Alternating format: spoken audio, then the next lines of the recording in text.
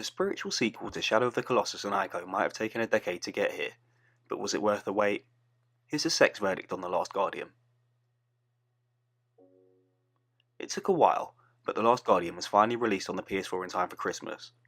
I was never really interested in the game when it was first announced back in 2007, but I slowly became hyped for a chance to test out the latest from the imaginations that created some of the best games of the PS2 era. The game focuses on the symbiotic relationship between a boy and a large creature named Trico, following the duo as they travel through an impossible world, trying to find a way home. Or at least, that's what it's supposed to be about. The game's actually reasonably janky in parts, offering frustration and exasperation on the PlayStation. Although, to be honest, I did find that part pretty funny. There are times when it all comes together, but the majority of the early game is spent waiting for the unresponsive creature AI to get to grips with what you want it to do. Trico is one of the most frustrating video game allies in recent memory, continuously ignoring commands for no apparent reason at all when I first started spamming the buttons. You're actually supposed to take more of a measured approach, and I started to see a marked improvement when I took my time giving orders.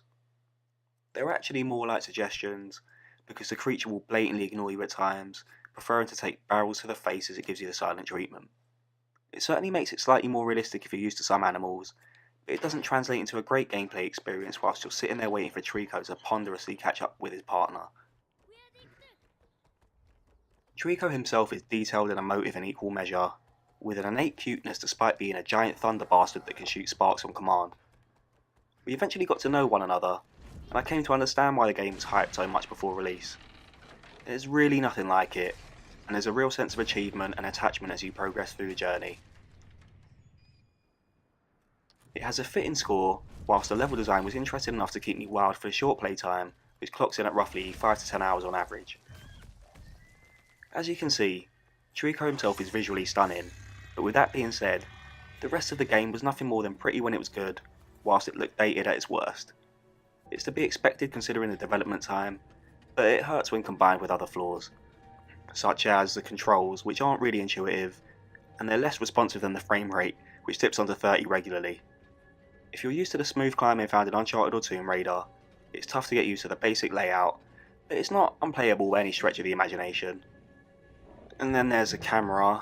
As you can see, it pretty much seems to hate me. It definitely feels like a relic, and it's something you get used to in time, and it's probably a byproduct of the decade it took to craft the game in the first place. The puzzles weren't made for Sherlock, but they're well designed and logical enough, and they start to add additional layers as the story progresses. The bigger set pieces also have a wow factor, and there's a definite sense of urgency involved. It took nearly a decade for us to get the game in the first place, and it shows in parts. I don't care if it's revered due to its status as the one that people have been waiting for. There's no denying that it's boring at times, and it runs like dirt on my PlayStation.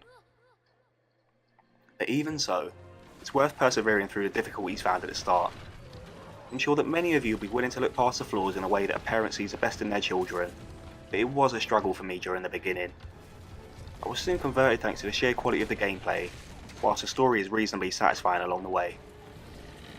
For a long time, it felt like the PlayStation 4 exclusive might never get released in the first place, and it's all well and good to judge it by those merits alone, but it still has a number of flaws that make it harder to love. The controls are difficult, the camera is useless, but somehow it doesn't spoil the overall experience. It's strange to play an escort mission where the player is the one being escorted, but there's more to life than endless first-person shooters. So if you're interested in a change of pace, The Last Guardian is highly recommended, as long as you're ready for a few frustrations along the way. It's great that it's finally here, but more importantly, it manages to live up to expectations, even if it's not the greatest game ever. So with that in mind, the final verdict is 4 out of 5. So if you're thinking of picking up The Last Guardian, you can always head to webuy.com or pop into your local store for the best deals on games and tech.